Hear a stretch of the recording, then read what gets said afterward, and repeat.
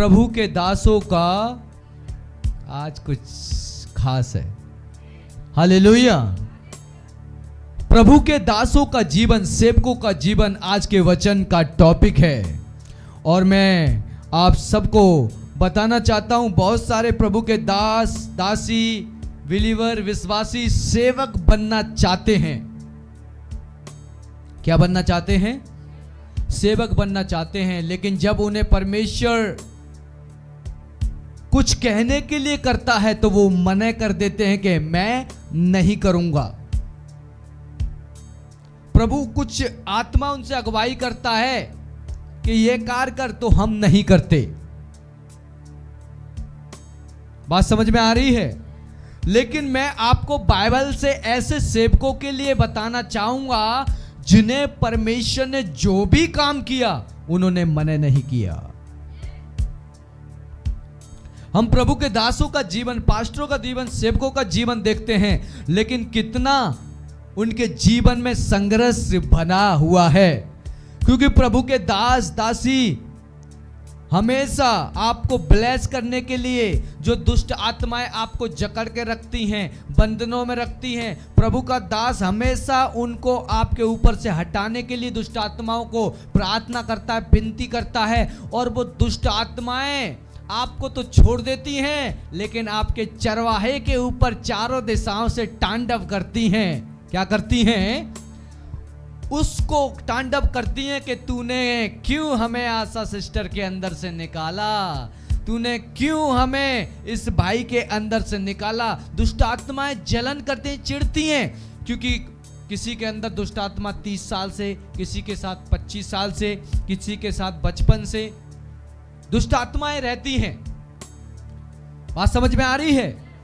दुष्ट आत्माएं रहती हैं। तो मैं आपको बताना चाहता हूं, जब परमेश्वर के दास, सेवक जब दुष्ट आत्माओं को निकालते हैं, बीमारियों को निकालते हैं, बीमारी भी दुष्ट आत्माएं हैं, तो वो निकल तो जाती हैं, लेकिन वो फिर परमेश्वर के दास से लड़ने के लिए तैयार हो जाती हैं। बात समझ में आ रही है? तो इसीलिए मैं बताना चाहता हूं, जो सेवक बनना चाहता है, सेवक कितना संघर्ष करते हैं आज आपको पता लगना चाहिए। कि परमेश्वर के दास घंटों समय बिताते हैं आपको ब्लेस और आशीषित करने के लिए। उसके बदले आप कभी परमेश्वर के दास के लिए कभी प्रार्थना नहीं करते, कभी फास्टिंग नहीं करते। प्रभु का दास हमेशा आपके लिए अलग अलग प्रकार से फास्टिंग करते हैं, उपवास करते हैं, लेकिन कभी कलीसिया ये बोझ नहीं समझती कि हमें प्रभु के दास के लिए फास्टिंग करनी है। प्रभु का दास हमारे लिए प्रार्थना, उपवास हमेशा करता रहता है, कभी भी नहीं सोचती। तो मैं आपको बताना चाहता हूं, जो लोग सेवक बनना चाहते हैं, सेवक बनना हर किसी के बस की बात नहीं। लाखों के अंदर, करोड़ों के अंदर 1 या 2 ही सेवक बनते हैं। ये बहुत बड़ी बात कह रहा हूं मैं। ये पास्टर जी, पूरा इंडिया तो सेवक पास्टर ही पास्टर है। नहीं, मैं उस प्रकार के सेवकों की बात कर रहा हूं जो परमेश्वर यहोवा ने चुने हैं बाइबल के अंदर। उस प्रकार के सेवकों की बात कर रहा हूं। सेवक तो बहुत है। अब अगर किसी को मैंने यहां खड़ा कर दिया, अच्छा गाना गा लिया, यहां तो वर्शिप लीडर बन गया वो। किसी को प्रचार करने के लिए दे दिया, एक प्रचार अच्छा कर दिया, वो तो प्रचारक बन गया जी। ऐसे नहीं होता, ऐसे नहीं होता। परमेश्वर यहोवा जिसे अपनी महिमा के लिए चुनता है, उसके ऊपर छाप लगाता है, और उसे जो भी बोलता है उसे करना पड़ता है। वो है यहोवा का असली सेवक, असली दास। एलिया के विषय में हम लोग बहुत ज्यादा सुनते हैं। जब एलिया ने बाल के नबियों को मार दिया तो इजबेल ने कहा, मैं तेरे सर को धड़ कर दूंगी, क्योंकि तूने मेरे सारे बाल के नबियों को, शैतानी पुजारियों को मार दिया। बात समझ में आ रही है? तो जो एलिया था वो डर गया। बोलो क्या हो गया? और जाके भागने लगा, अपनी जान को बचाने के लिए भागने लगा। बात समझ में आ रही है? कितना उसे संघर्ष करना पड़ा, कितना उसे अपनी जान बचाने के लिए जगह जगह उसे क्या करना पड़ा, छुपना पड़ा अपनी जान बचाने के लिए इजबेल से, क्योंकि इजबेल ने सैनिक लगा दिए थे। क्या लगा दिए थे? क्या लगा दिए थे? सैनिक लगा दिए थे। और वो भागता उस पर्वत पे परमेश्वर यहोवा के पास गया और जाके क्या बोलता है, परमेश्वर मैं अपने पूर्वजों से अच्छा नहीं हूं, मुझे तू उठा ले। परमेश्वर ने कहा तू यहां क्या कर रहा है एलिया? उसने कहा परमेश्वर सारे भविष्यवक्ताओं को मार दिया, इजबेल ने, केवल मैं ही बचाऊं। बात समझ में आ रही है? कितना संघर्ष करना पड़ता है। जब एलिया ने कहा कि 3.5 साल तक मेरे कहे बिना बरसात नहीं होगी, और फिर परमेश्वर ने अकाल उस जगह पड़ा, तो परमेश्वर ने कहा जाके नाले में जाके रहे। आप में से कौन सा ऐसा व्यक्ति है जो परमेश्वर कहे कि नाले में जाके रहे, और वो कितने साल वो नाले में रहा, पानी नाली का पानी पिया? क्या संघर्ष ऐसा आप सह सकते हैं? क्या ऐसा संघर्ष आप सह सकते हैं? आप परमेश्वर के दासों के जीवन के विषय में मैं आपको बताना चाह रहा हूं। जो परमेश्वर के दासों की परमेश्वर काम करते हैं, उनको कितना संघर्ष करना पड़ता है। रियल जेन्युइन परमेश्वर के दासों की बात कर रहा हूं मैं। यहां ऐसे भी प्रभु के दास हैं जो कभी फास्टिंग ही नहीं रखते। अभी ऐसे चर्चेस हैं, मेरे चर्च के लोग आके बोलते हैं, लोग आपके चर्च का नाम पूछते हैं, क्यों? क्योंकि वो कहते हैं हमारे चर्च में तो फास्टिंग नहीं रहती, तुम्हारे चर्च का नाम क्या है? पता नहीं कैसा चर्च है। जब देखो 7 दिन की फास्टिंग, 21 दिन की फास्टिंग, 12 दिन की फास्टिंग, 11 दिन की फास्टिंग, 3 दिन की फास्टिंग, 5 दिन की फास्टिंग, 40 दिन की फास्टिंग, 21 दिन की फास्टिंग चलती रहती है। यहाँ पे लोग पागल समझते हैं, और कलीसिया के चर्चेस के लोग, लेकिन उन्हें नहीं पता। बाइबल कहती है हमारी जो मलयुद्ध है, हमारी जो लड़ाई है, अंधकार की शक्तियों से, अंधकार के हकीमों से हमारी लड़ाई है। किसी मनुष्य से हमारी लड़ाई नहीं है, किसी स्त्री से हमारी लड़ाई नहीं है, हमारी उस आत्मिक सेना से है जो आकाश के अंदर है और जो वाटर के अंदर है, जो ग्राउंड के अंदर अंधकार की शक्ति है, उनसे हमारी लड़ाई है। और उनको कंट्रोल करने के लिए, उनको कब्जे में करने के लिए आपको उपवास रखना पड़ेगा, फास्टिंग करनी पड़ेगी, क्योंकि यीशु मसीह ने कहा यह जाति बिना उपवास और प्रार्थना के नहीं निकलती। बिना उपवास नहीं निकलती। तो इसलिए आप जो भी आपसे पूछता है उनको बता देना कि आपका चर्च में 1000 लोग हैं, 2000 लोग हैं, 4000 लोग हैं, लेकिन आपका चर्च डेथ है आत्मिक रीति से, और हमारा चर्च जिंदा है आत्मिक रीति से। जिंदा है आत्मिक रीति से, हमारा भवन जिंदा है, हम जिंदा हैं, पास्टर जिंदा है, सेवक जिंदा है, जहां जितने भी बैठे हैं सबके सब जिंदा हैं। उन्हें पता है हमारा मलयुद्ध उस लूसीफर से है, शैतान से है। उन्हें बता देना, इसलिए हम फास्ट रखते हैं, इसलिए हम उपवास रखते हैं, ताकि वो हमारे ऊपर प्रबल ना हो। बात समझ में आ रही है? थोड़ी सी बीच में मैंने ढील दी, थोड़ा सा मैंने प्रार्थना कम की। 8 महीने 9 महीने पहले की बात बता रहा हूं। परमेश्वर ने एक दर्शन दिया, और दर्शन में परमेश्वर ने एक पेड़ दिखाया, पेड़ के ऊपर मधुमक्खियों को छता था।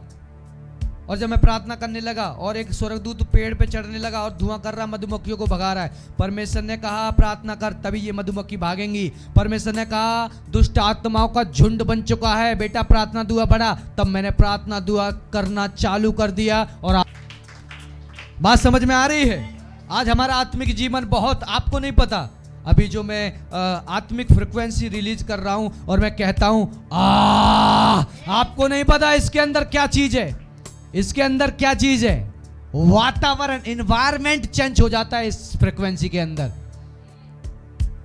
शैतान थरथराने लगता है इस फ्रिक्वेंसी के अंदर। बात समझ में आ रही है? जो लोग भगत थे, वो जो लोग पहले कभी भगत हुआ करेंगे, उनको पता है भगत जब भी कोई भूत आता था, जब देवता आता था, वो कैसे करता था? आपको नहीं पता वो फ्रिक्वेंसी छोड़ रहा है, आत्मिक फ्रिक्वेंसी। आपको नहीं पता मैं कहां कितना हाई लेवल का प्रचार कर रहा हूं। बेबी जिनकी कैपेसिटी है पागल समझेंगे मुझे। करता नहीं था कि शैतान, जो लोग भगत हैं वो समझेंगे। कोई भी दुष्ट आत्मा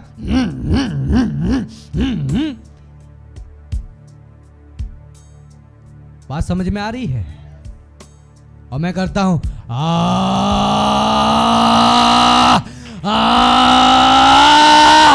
आपको नहीं पता, इलेक्ट्रिक वाइब्रेशन जा रही है और अंधकार की शक्तियों के टावर गिर रहे हैं। अरे रे रे बाबा बाबा बांधे, बात समझ में आ रही है? अंधकार की शक्तियों के टावर गिर रहे हैं, कनेक्शन कट रहे हैं। ड्रैगन, जब मैं प्रार्थना कर रहा था, मैं देख रहा था ड्रैगन गिर रहा है, मैं देख रहा था बिच्छू जल रहा है, मैं देख रहा था सांप मुंह खोल के ऐसे कर रहा था। जब मैं यहां प्रार्थना कर रहा था ऐसे कर रहा था, और मैं साउंड को रिलीज करने लगा, आत्मिक करंट रिलीज करने लगा।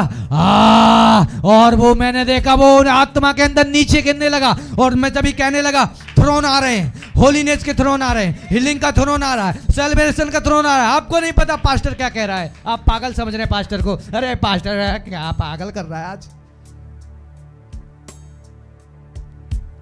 आज जो हमने किया है बेस्ट किया है।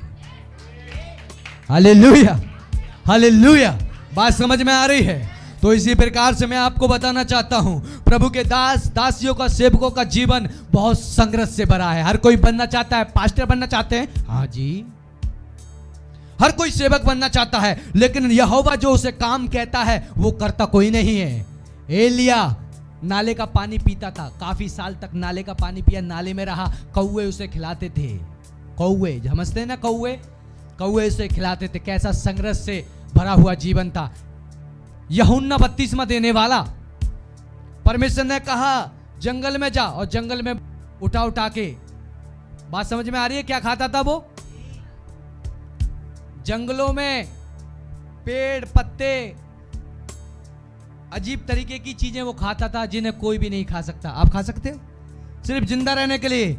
कोई रोटी नहीं, कोई कुछ नहीं, कुछ नहीं, रोटी भी नहीं मिलती थी। किसको? यूहन्ना बपतिस्मा देने वाले को। इसीलिए यीशु मसीह ने कहा यूहन्ना जो है उससे बढ़कर कोई नहीं। अरे यार, आप नहीं समझ रहे मैं क्या कह रहा हूं? बात समझ में आ रही है? इसीलिए यीशु मसीह ने कहा जितने यूहन्ना से पहले आए, कोई भी यूहन्ना के जैसा नहीं। यूहन्ना सबसे बढ़कर है, क्योंकि यूहन्ना ने कोई चमत्कार नहीं किया, कोई मिरेकल नहीं किया, लेकिन यहोवा ने, उस आत्मा ने जब अगुवाई की, जंगलों में रहा, जंगलों में रहा, ऐसी चीजें उसने खाई, पेड़ पौधे, उसने जिंदा रहकर अजीब प्रकार की चीजें खा खा कर। आप रह सकते हैं? आप रह सकते हैं? बताइए, आप रह सकते हैं? नहीं रह सकते। इसलिए सेवक बनना हर किसी के बस की बात नहीं है। प्रभु का दास बनना हर किसी के बस की बात नहीं है। प्रभु के महान लेजेंड दास हुए, जब परमेश्वर उन्हें कहता था सुसमाचार सुनाने के लिए तुझे जाना है 500 किलोमीटर, 300 किलोमीटर, वो पैदल अपने घर से निकल जाते थे। और यहां कोई सुसमाचार सुनाने के लिए बोले कि तुझे 6 नंबर 7 नंबर गली में जाना है, दूर है पास्टर जी, हेलीकॉप्टर मिलेगा क्या?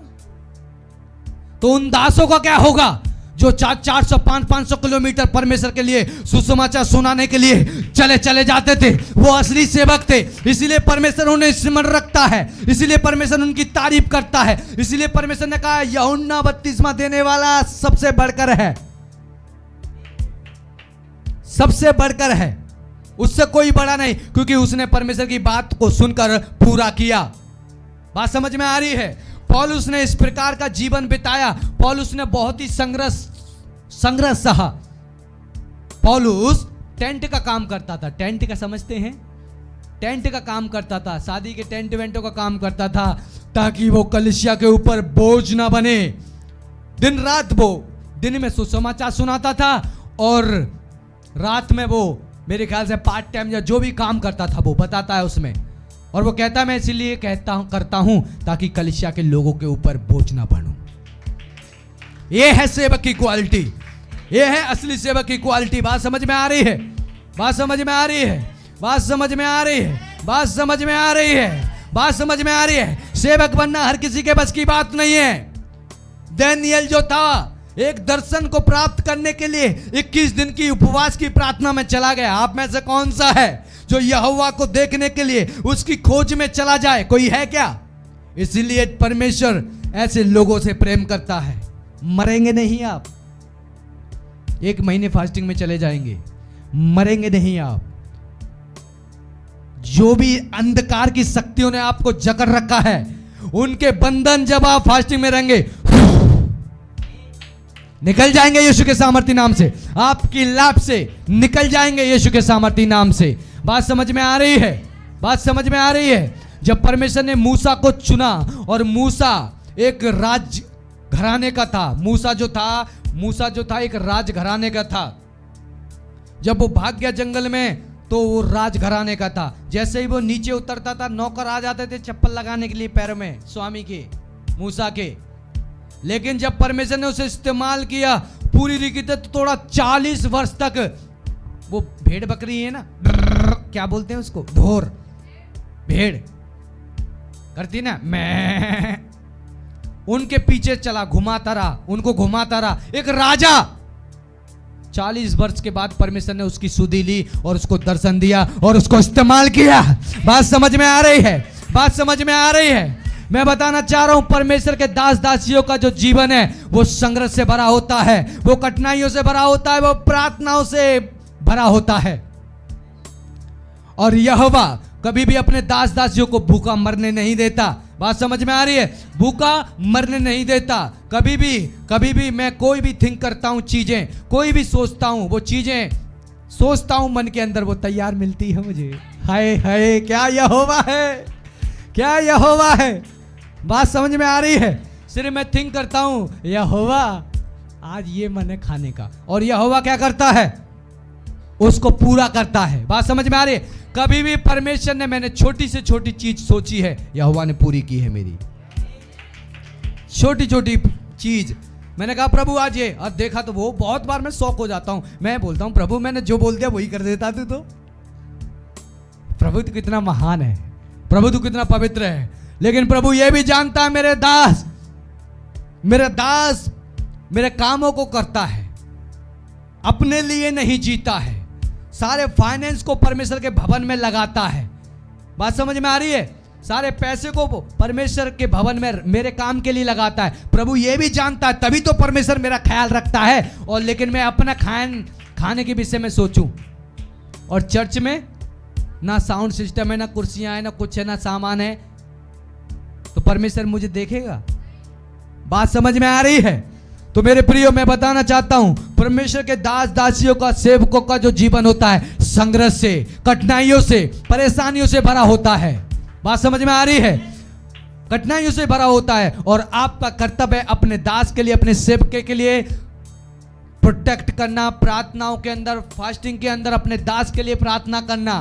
बात समझ में आ रही है? एक भी जन ऐसा नहीं, सिर्फ एक राजेश मसीह को छोड़कर कोई ऐसा नहीं जो अपने सेवक के लिए प्रार्थना करे। कोई है क्या?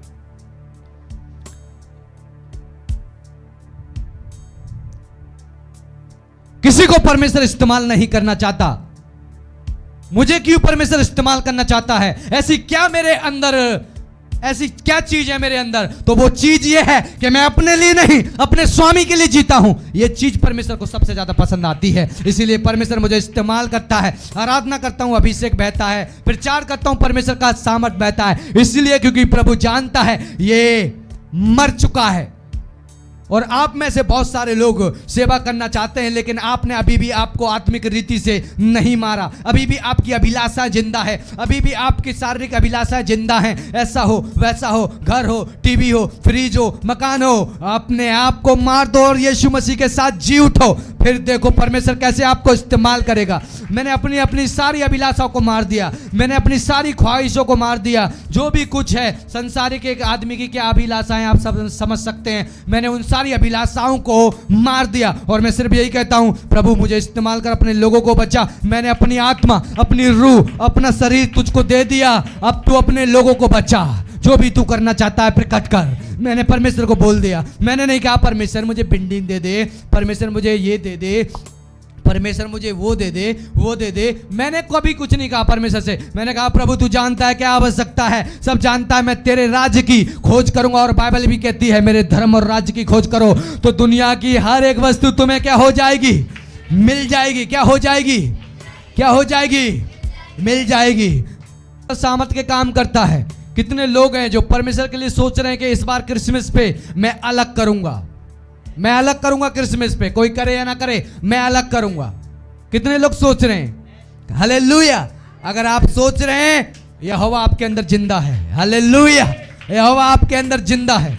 यीशु आपके अंदर क्या है, जिंदा है। प्रभु की महिमा हो।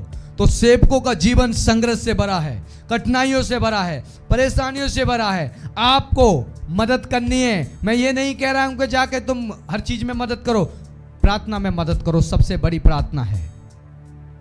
प्रार्थना करना आत्मिक रीति से बहुत जरूरी है। अभी हम मीटिंग में गए थे, वहां परमेश्वर ने अपने काम किए। वहां आने के बाद मैंने क्या कहा, जो भी अभिषेक है वहां खाली हो गया। यहां आके मैंने कहा 3 दिन की फास्टिंग में जाओ। कितने लोग गए 3 दिन की फास्टिंग में? कितने लोग गए? क्यों? मैंने कहा मैं आत्मिक हूं। जितने भी शैतानी दुष्ट आत्माएं जिनको हमने परेशान किया है, जिनको हमने डंडे बरसाए आत्मा के अंदर, जिनको हमने टुकड़े किया है आत्मा के अंदर, मैं तो, मेरी तो कैपेसिटी है, मैं तो डकार जाऊंगा उनको। लेकिन